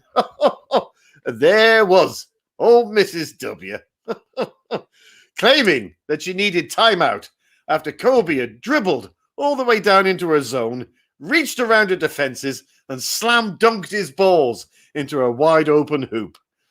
But there you go. That's basketball for you. But we need to play the Supermatch game. So the first person amongst the JP fans to type in Wogan's wonky webcam, that's Wogan's wonky webcam, gets to play. But listen, you won't be playing alone. In fact, you'll be with me, old Tell, but also be special guest. Not a John, but a Joan this time. Again, from the pillars of history, it's Joan of Arc. Joan, how are you? Bonjour, Paul. Bonjour, Joan. Avec moi, ça va? If you like. I can't stop for long this evening because if I stay too long, someone will burn my ass. That's right. You were, of course, famously burnt at the stake, weren't you? Were you well done, or were you? I was a bit raw after. If you want to know, felt a bit raw. Yeah. Was it absolute agony? Oh, it was horrible. I couldn't sit down for a week. Absolutely. And did they? It reminded me of my weekend with Ron Jeremy. With Ron Jeremy, oldie Ron Jeremy there. So they burnt you at the stake. Did they serve you on chips? No, we didn't watch Chips. We watched Starsky and Hutch. I meant pomfret, but that didn't trip off the tongue. Never mind. Hang on. This must be a new player to the old Supermatch game. Jen Jakey. Moi thinks so. Well, that's wonderful stuff there, John. Mayhap another new player. This is wonderful for the old JP special, having some new players, some fresh blood amongst the old lesions and sores of the current JP lot. Well, you get to play Supermatch game. Don't forget, it's James Bond based. James Bond songs. This one should be nice and simple. License to blank.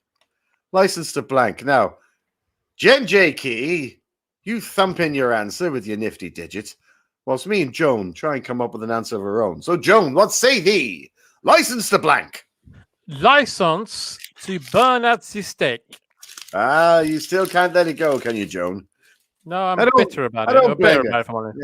You must be fucking furious about it. I am actually, because that day I was looking forward to watching Carla Lane's Bread. Hello, probably.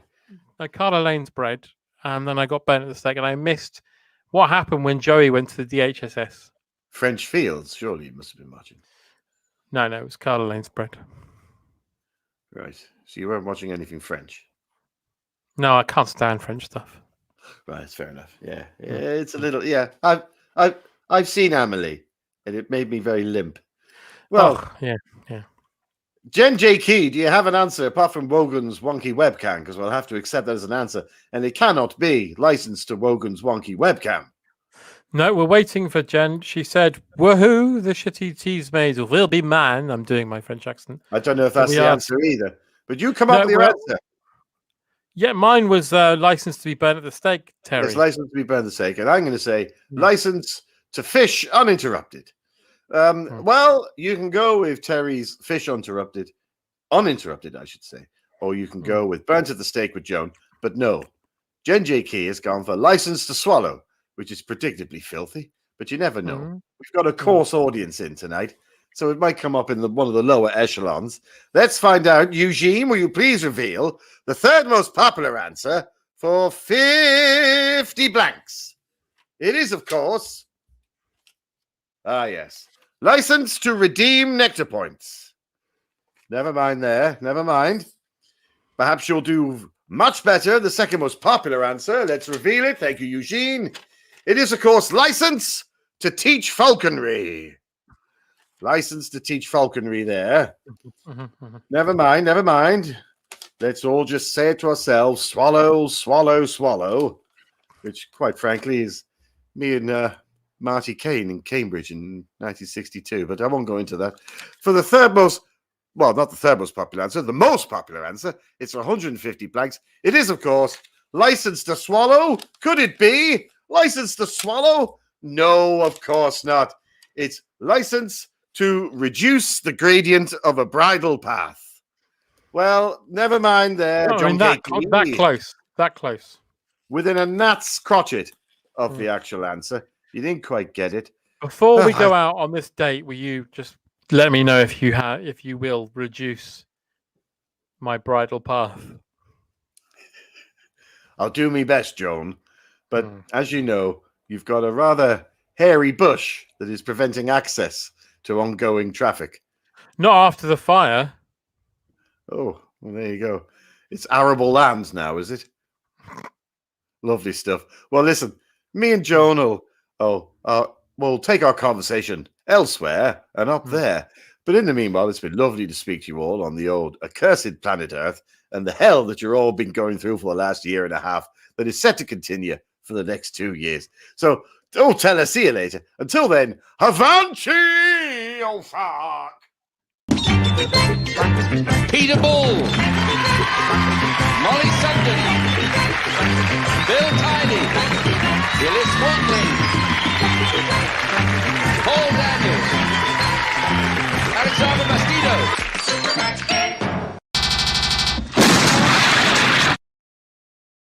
Don't want to see that again. I've just hearing from my ear. I've got a further update from our new comedian. So let's just hand over to them for a moment. Lovely. Yes, please do. Are you still keeping chickens? Eddie, I've about 40 chickens in my backyard, and they're in a pen, and the roof is made of chicken wire.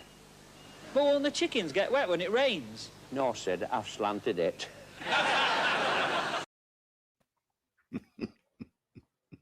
Wonderful stuff. Wonderful stuff. Wonderful. I'm just thinking about what's next because obviously I want to get ahead of what we're doing, what with the technological problems we're having, and I was thinking that we should. I think we should perhaps shitload of tech. Hello, Paul. Love of fuck. Hi, Graham. Hello, Paul. How are you? Well, yeah. No, I'm good. I'm good. How are you? I am having a lovely time. I haven't spoken to you. No. In your time, it's 2 weeks, right? Yeah. But in my time, it's 3 years. 3 years, and you haven't. Graham, can you die in heaven? No, that's the best thing about it. So even if you got on another jet ski in heaven, it wouldn't happen again. Oh, Paul, I've been on lots of jet skis in heaven. Right. I've been on many. And do you know the best thing about it? Couldn't give a shit. Yeah, there's the responsible person there who will affix the jet skis to my feet to ensure that I don't have any accidents and die.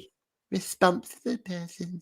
Oh, that's brilliant, Graham. So listen, last time I met your girlfriend. That's right. I've got news for you. Yeah, is she dead? No, I've got better news for you. What, she's more alive? What?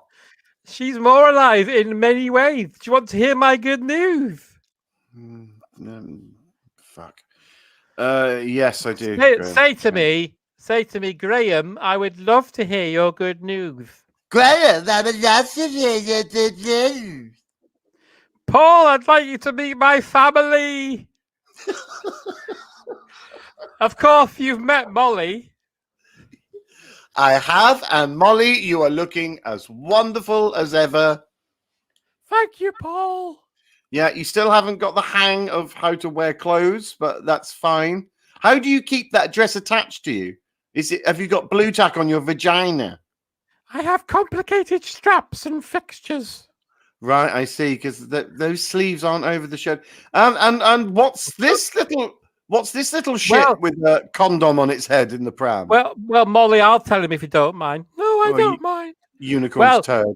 Well, Paul, I'd like you to meet our son. And you know what his name is? You fucking dare. His name is Gaffwisp. No. Why would it be that? I don't. His name is Paul Lyndhurst. Right? Why Paul Lyndhurst? What after we thought about names, and we thought we looked in the baby book of heaven, and we thought we'd name it after people we were most proud of. Right? Yeah. And then we realized that the thing I was most proud of you. Yeah, it was me, and after you've gone. And Molly is her favorite television program. It's After You've Gone. That's right, Molly. After You've Gone. And what was your favorite episode? Well, it was the Lord of the Rings episode, where Paul was the best thing in it as the doorman. That's right, Molly. So we decided that we'd call our boy. Shut up. Paul Lyndhurst. Shut up forever. Okay. So and you might think that it's double-barreled, but it's not. It's one word. Paul Lyndhurst. So Paul Lyndhurst. Paul Lyndhurst. It's not Paul Lyndhurst. If it's one word, it's Paul Lyndhurst. It's Paul Lyndhurst. No, you're giving it a gap. You're going Paul Lyndhurst. It's Paul Lyndhurst. Paul, please, you will upset the baby. How old's the baby, or does that not make any? What's that in the pram with it? It's a boat. Right. Why has he got a boat? He likes playing with boats. Right. Okay. You're not going to, because I thought it might be a jet ski, and that's like in really poor taste. If that's what you were thinking. No, it's a speedboat. It's a speedboat. It's a squeezable, lovable speedboat. So if you squeeze it, does it make a sound? Yeah, it's got my screams in it. Screams of your death in it. Okay. Yeah. Can the little one talk, or is he always going to shut the fuck up? Well, if you're very nice to him, Paul, he might say something to you. So why don't you try and coax some words out of him? All right. I tell you what, last week when I was out with him in the pushchair having a walk while Molly had a rest, I had a lovely rest. I know you did. But I was out having a walk with Paul Lyndhurst, and we bumped into my best friend, the old man from Gremlins. Yeah. And he managed to get Paul Lyndhurst to say his first words. So, Paul, why don't you try and coax some words out of him? I'll try my best. Okay. Why don't you say something, you little Calagas blue cunt? After you've gone. After you've gone. Oh, Paul, did you hear what he said? Yeah, I did. Paul, I'm so proud. Oh, no. You're fading. You're all fading. You're all really fading. I'm so proud. Paul, before I go, because Molly is keen to get home and watch her soap operas, and I'd like to watch detective programs. Yeah. And Paul Lyndhurst would like to watch In the Night Garden. I'd like to pass on a message to a viewer. Oh? I was contacted by Sense. There's a viewer out there called Lisa, and it's her birthday soon. So I'd like to say happy birthday to Lisa. Well, happy birthday to Lisa. Yes. I hope you have a lovely time. Hang on. Paul Lyndhurst wants to say something. He's edging out of the pram. It's not Paul Lyndhurst. It's Paul Lyndhurst. It cannot be too. Love of fuck. No, go on. Paul, you killed my daddy. Oh, Paul Lyndhurst, that's so sweet. Paul, I'm fading. Paul, I have to watch detective programs with Molly, and I don't want it. What's that? John, I don't know how this keeps happening, but every time you go off for a fight or a wank or a curry, Graham keeps appearing. And this time he's got a baby. What? Called Paul Lyndhurst. Paul Lyndhurst? Yeah, Paul Lyndhurst, but he kept calling it Paul Lyndhurst. But he said it was one name, so it's actually Paul Lyndhurst. And his wife's there. She still hasn't sorted out her sleeves. It's just never fucking ending. You're so lucky that you don't. Do you know what? I've realized this is probably the very thing that is ruining our psychic connection all the time. When we're trying to connect psychically, we keep getting fucking Graham, and I think he's interfering with the lines of our minds. Well, talking of which, do you reckon we should try and reconnect them? And well, we can try. I hope we can finally fucking do it. Yeah, no, let's try. Let's try. Let's try.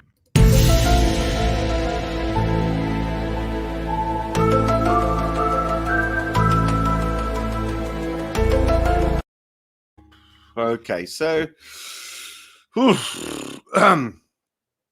last time we weren't quite on the same page. Nearly, though. Almost, yeah. In some regards, and I have had letters from the local council about the image that I created, which I thought was your image that you were thinking of, which is Captain Caveman anally raping Fred Flintstone. Yeah, but we've moved on since then. The theme that I introduced to you, and I introduced this I think 2 days after that show, so it's 12 days old now. But I sealed it in an envelope, and I didn't want to change a thing because I had very good feelings about this. The idea was childhood nostalgia, and that of course could be anything: TV show, a song, a favorite meal. Some of you went on a holiday. I kept it pretty broad, and I said childhood nostalgia. Now, I still think it's the Graham that's. Anyway, we will persist. I'm psychic enough to understand that you and I, with childhood nostalgia, both chose a TV show. Yes, of course. And I will also go a little bit further, and I will say that we both chose a nostalgic TV show that made sense to us when we were very young. Yeah. Okay. Okay. Right. Let me have a quick slug of wine, because I think we've done it.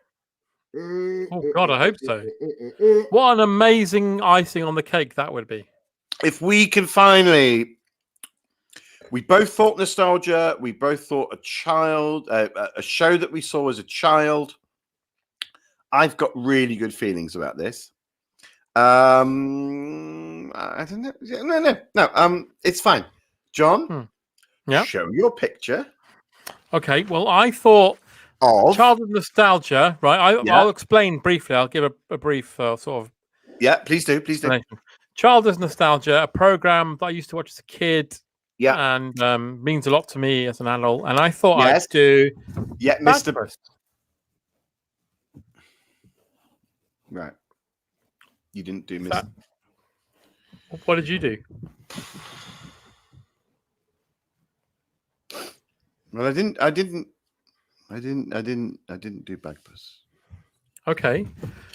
Well, it might, if it's like BBC related at the same time period, then we're not a million miles away. No, okay, that's positive. Okay.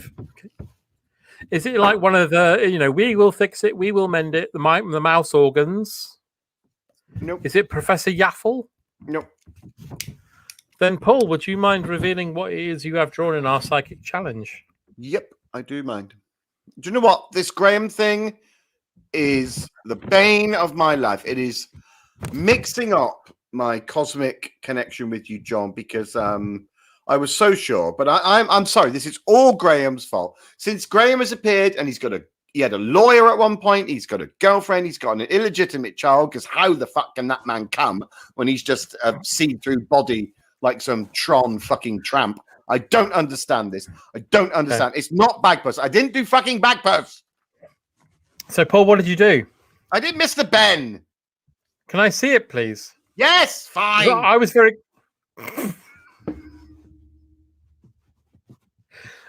has he hacked off the shopkeeper's head? Yes. Okay. Yes, he has. With a bread knife. Good. Well, that's not a million. I mean, Bagpuss and Mr. Ben are in the same neighbourhood, aren't they? Not a million miles away. What are you talking about? You've got a picture of a very pleasant sepia cat that you've done in pink. And I have done Mr. Ben, who has willingly gone into a shop, who goes on a series of adventures, but this time has decided jihadi style to behead the shopkeeper. And is happy about the entire process. He seems quite happy. Look at the shopkeeper's face. Good. I like the way. Look at Mr. Ben's face. Oh, it's horrible. So happy. But I like the way you've scientifically made it accurate because his eyes have become X's. So that's good. That's what you do when. That's what happens when you die. That's what happens. They turn into X's because of Jesus. I mean, God. I have to say, I'm mildly disappointed there's no knob in his mouth, but. Really? That's the bit you're disappointed about. Yeah, I never cared for the shopkeeper. I was more that's Mr. Ben fan. That's the bit that sticks in your craw. There's no cock in his mouth. Okay. Yeah. All right. Well, we didn't. Oh, We didn't do it again. We were close though. Yeah. All right. It's the same street.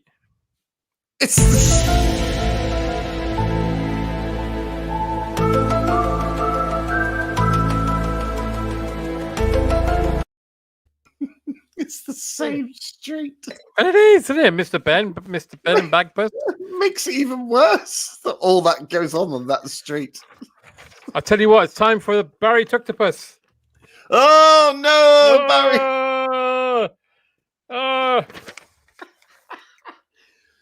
Can you show me the mysterious assailant who we just don't know who he is, who kept throwing stones at Renee?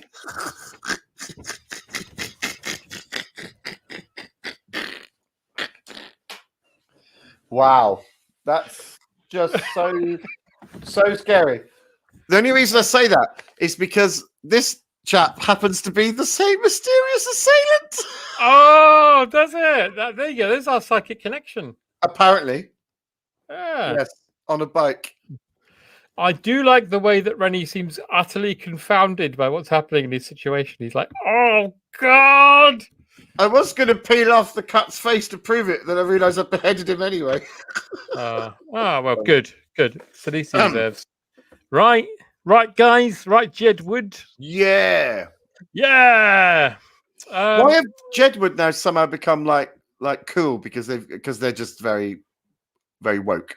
Because the world's shit. Fucking stupid. Yeah, no. I'd rather hear from Zig and Zag. I mean, they are essentially Zig and Zag anyway. So.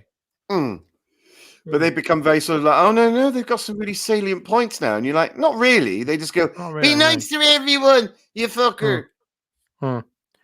Yeah. But before we go this evening, I'd like to hear one more addition from our roving reporters who met a comedian, and he's going to close off his act. So here we go. So you end. Walter, we better go. Been nice talking to you. All the best, Eddie. See ya. And you too, Sid. Lovely to see you. Before you go, lads, where would you find a tortoise with two legs on the canal? I don't know. Where you left it. Oh. Cheers.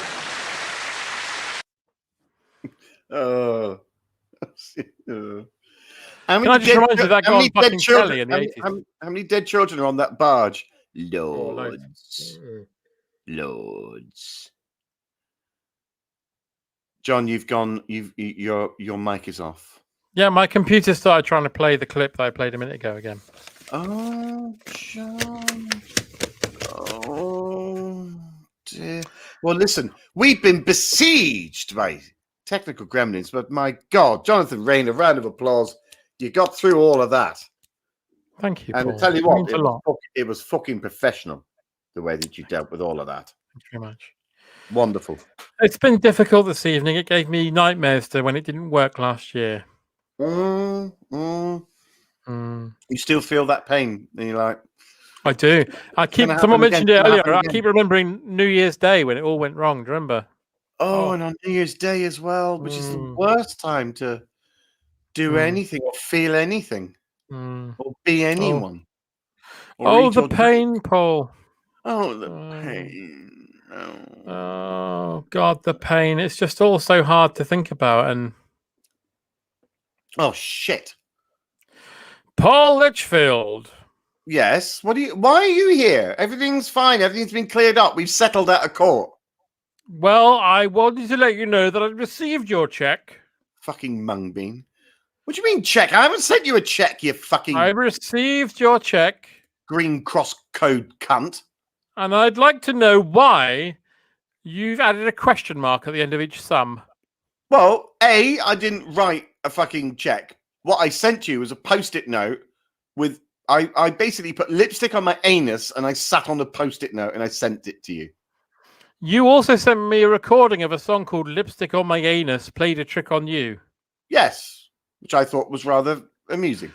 Paul Litchfield, this is deeply unacceptable. As a man who has operated in heaven for a number of years as a high-flying lawyer, I am dissatisfied with your lump sum. Can I ask you a question? Please. Right. How are you holding your suitcase? Because it's not actually gripped around fingers. It's just casually leant against your wrist. Like in heaven. Holding it up. This is how we hold suitcases in heaven. What, you just sort of casually let them slip down your arm? Like what? Are they? Is it glued on? Is it? How does that work? Oh, it's glued on, is it? So there's glue in heaven, is there? Paul, I just wanted to let you know I'm giving you 14 days to pay the agreed out-of-court settlement. Don't give a shit.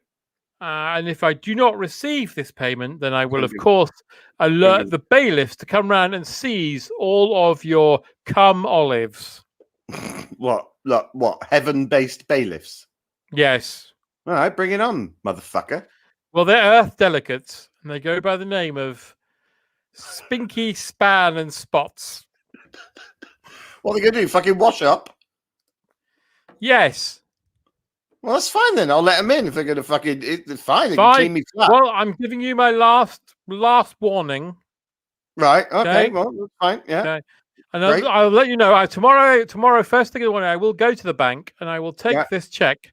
And if the question marks cause any kind of problem, then I will be back to you in due course. Okay. I don't think the question marks is going to cause you a problem. It might be my puckered lipstick arso and a post-it note that might be the issue.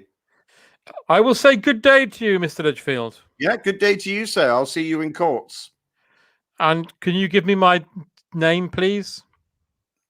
I can't. I just green cross code. Kevin, Dr. McAllister. Dr. fucking McAllister. I mean, come on. You're a doctor and a lawyer. Yes. Well, what were you a doctor in? Bums, I'd imagine. Bum-based. Science. No, you're a doctor of farts at best. You got a PhD. You got a PhD in guffing off. The PhD wasn't onomatopoeia. It was for. Oh, you got a. Oh, I see. Oh, you got first. Then. I've got a fort in farts. Yes. You got a fort in farts. Well, that's well, you say first. I think I was third. Yeah. Well, it's more like a number 2, actually. Anyway, off we go. Anyway, I've got time to tittle tattle with you, Litchfield. I'll see you again one day. Yeah. Oh, John, again. Technical gremlins, and then fucking Dr. McAllister appeared. Dr. McAllister appeared. Yeah, and I thought me and Graham were settled out of heaven court or whatever, or he forgot because he got a girlfriend. But no, apparently. I think it's disgusting that he's hassling you from the afterlife. From the afterlife as well. It's ridiculous.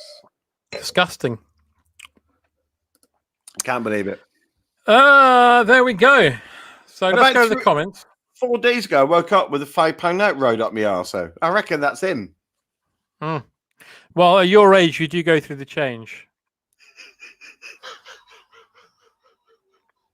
Jesus Christ.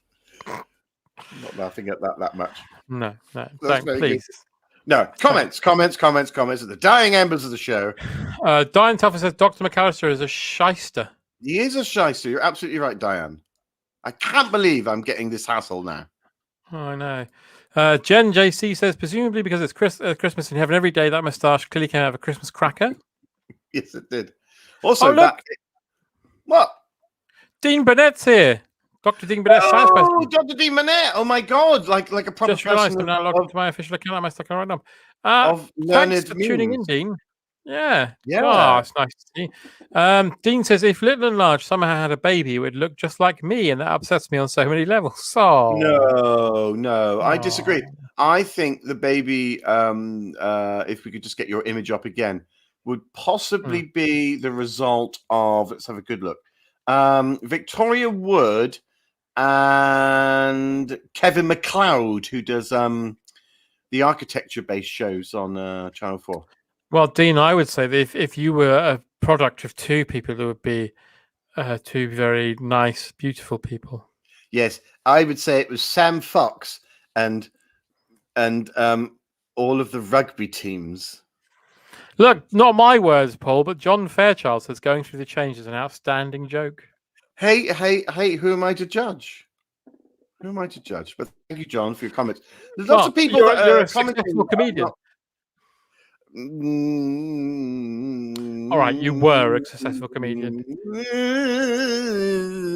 I've seen video footage of you in the same room as Nicholas Lyndhurst and Marcus Brigstock.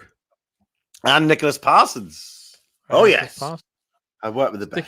Stick it up your arsehole, Nicholas Parsehole. Nicholas Parser, yeah, that's what was. Dean says, I just waved back when they said my name. That's where we're at. Hi, Dean. Hiya. Hiya, Dean. Michael Winks says, Paul, what would old Tell think of the Beeb making more blankety blank with Bradley Walsh? I don't think Terry would countenance it. But no, do you know what? Terry's such a good egg that he'd be like, best of luck to you. But under his breath, he'd be like, Terry was a fool to himself because the BBC shat on his head. And then he kept coming back for Children in Need. And I reckon if he was still alive now and they were doing blankety blank, he would have nothing but nice things to say about it. Yeah, no, I agree. I absolutely agree. Hang on, we've done this. Edward says Paul is very funny. Well, thank you, Edward. He is as well. Katie says thoughts on the new Dogtanian, Paul. They're doing a film of Dogtanian and the Muskehounds. I'm not going to watch the trailer. I'm not going to watch the film. I don't want to know. I do not want to know. I don't want to know. I'd like to think that they played the theme tune with the mouse organ from Monty Python, but with puppies.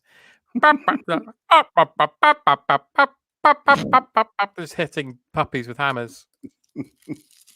I know that it's going to not be good for the equine family. No. So I'm not. No. They always get short shrift, don't they? Claire says, old Tell would be furious that Paul wasn't picked to be hooshed of blankety blank. I don't think he would. No. I think were he still alive today, he'd be happy to be not doing anything and just retired. My biggest regret was never, ever being able to be in the physical proximity of Tell. Even for like a slim second. My mum met him. My mum met him, and she still says to this day it was one of her greatest things. She bought his book, and he was there in a bookshop for a book signing, and she asked him to sign it. And she said it was so lovely because she was addicted to his morning breakfast show. And he kept calling her my love. Where do you want me to sign it, my love? And she was just like, oh, Terry. On my tits. That's what your mum said. I don't want to think about that.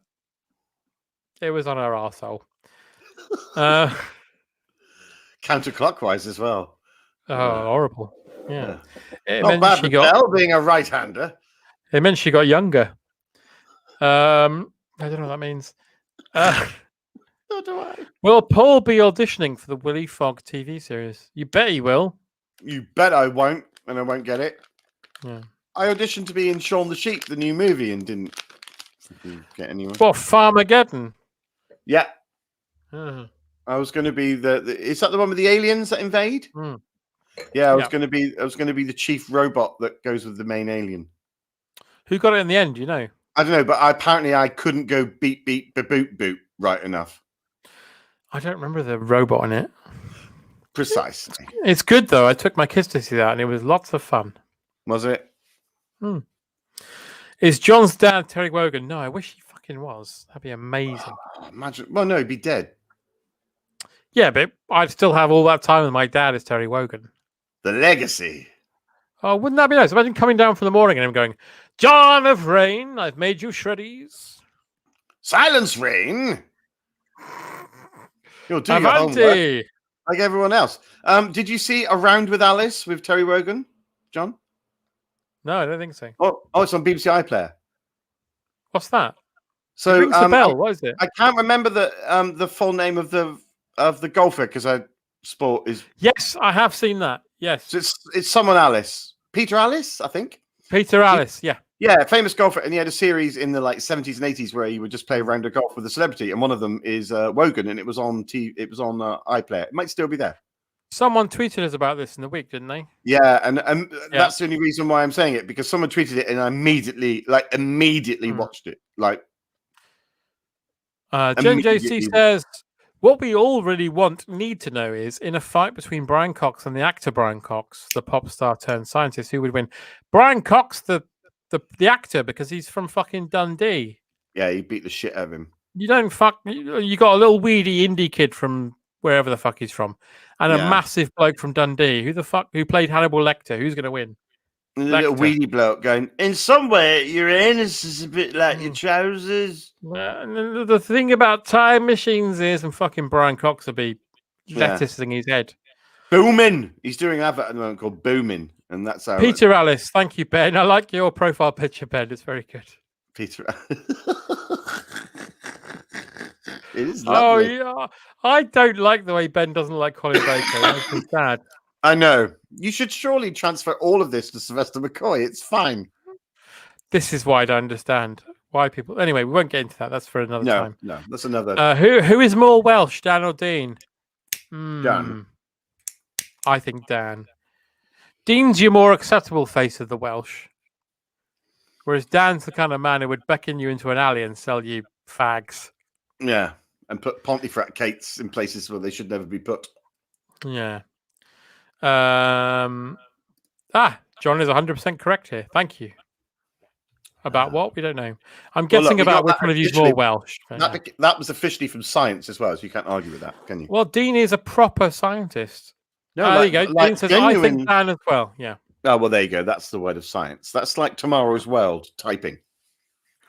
Hello, welcome to Tamara's World. I'm Tamara, and this is my blog. And I'm welcome to me world. Well, I get up in the morning, I shave my bikini line. That takes 4 hours. And then I go down to Dancers, which is a nightclub that's open in the morning. And I go there and have an all-day fight, breakfast. And then I dance to the soundtrack to Disney's Black Hole for 7 hours.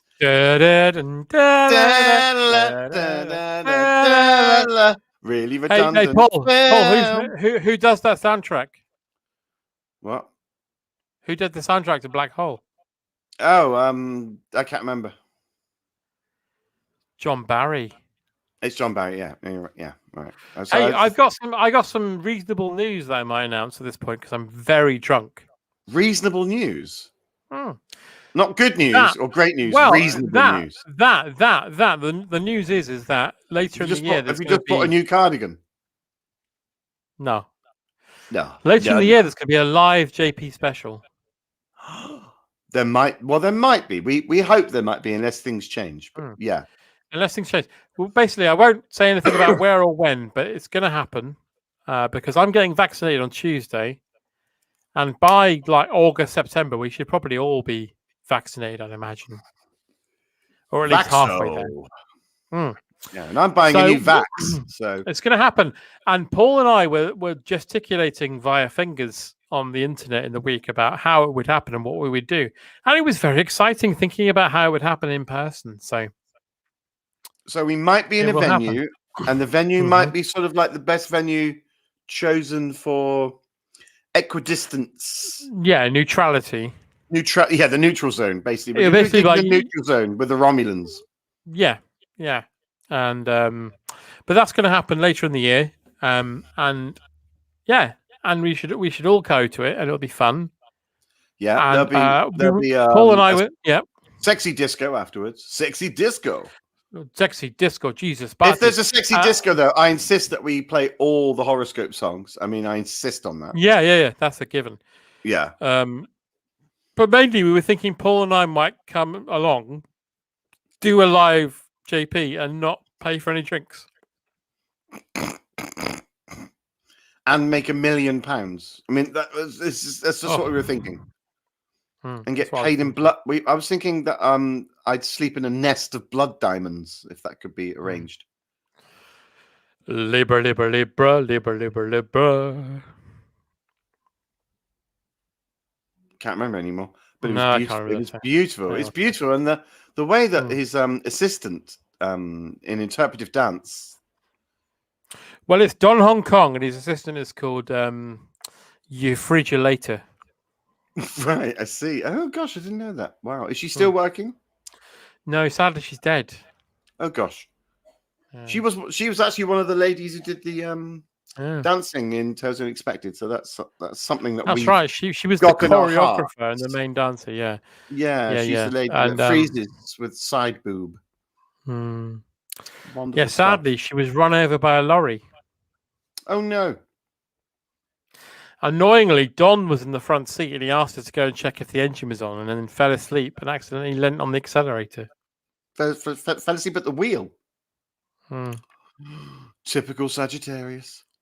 Oh. That's what he said when he was arrested.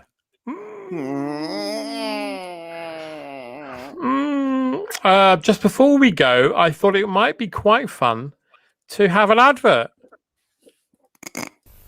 Yeah. Bickerton. Bickerton.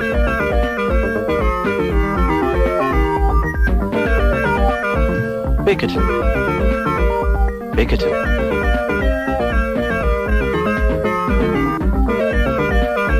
Bickerton.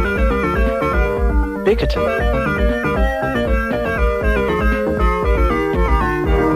Go bag a Bickerton. It's got the exact same logo and font as Snickers. Yeah, it's weird how they pronounce it Bickerton. Bickerton.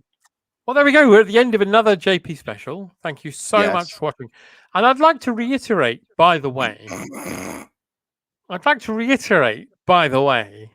Yeah. Thank you so much for all watching and sticking with us. And also, tomorrow we're going to record another Total Joy. We haven't done it for a few weeks, so thank you for supporting us on that. We're going to do a new one tomorrow. It's going to be a really good one as well. Yeah, it's going to be a really good one. But I'd like to say personally, thank you so much for being here every week, because as much as you guys say nice things about us, it would just be me and Paul mucking about, which isn't the worst thing in the world, but it's nice to do it with people watching and enjoying. So thank you so much. And as ever, we must always give a lot of big thank yous to Mr. Tim Coleman, who just comes up with this stunning face swap. Well, stuff, which I never want to see again. A lot of which I always want to see. I throw ideas at poor old Tim, and he comes back to me and says, I can't do that. Or he says, I'm obsessed with 70s TV or disco. But then he always offers me a B plan, which is much better than my A plan. And this week, definitely much so. So thank you, Tim. Thank you, everybody, for watching. Yeah. And we'll see you in the backstage area for cocaine. And Vim. Cocaine. Well, it's probably mixed with Vim. Well, yeah, if you buy the bad shit, yeah. I once got cocaine, but it was mixed with an alligator, and that was horrible. I bet that bit you after. What? Oh, I don't know what that means. What the fuck? I'm annoyed and embarrassed. You're gonna end the show on that? I'm gonna say, Paul, it's lovely to see you again. I haven't seen you for 2 weeks. It's like sending a flare off, but up your own arse. I haven't seen Paul. People think that like Paul and I are like, or like hanging out all the time. We're not. We see each other on JP specials, and we chat on wheezing stuff. Yeah, but it's always good to see you, Paul. Hey, it's a pleasure to see you as always, mate, and I love you loads. And you. And I'm looking forward to when we can actually physically do Wheezing Groaning together, which could be soon. And other things on a live show would be brilliant. And also just see him sit in a pub would be fucking brilliant. So, and we will do that soon. Yeah, we will. Yeah, but until 2 weeks from now, I will say to you all, I'll say, Paul, Thank you so much. Love you lots. And I'll say to everybody in the comments, thank you so much. Love you lots. And we'll see you in 2 weeks. Goodbye. Let's just keep waving until it becomes 11.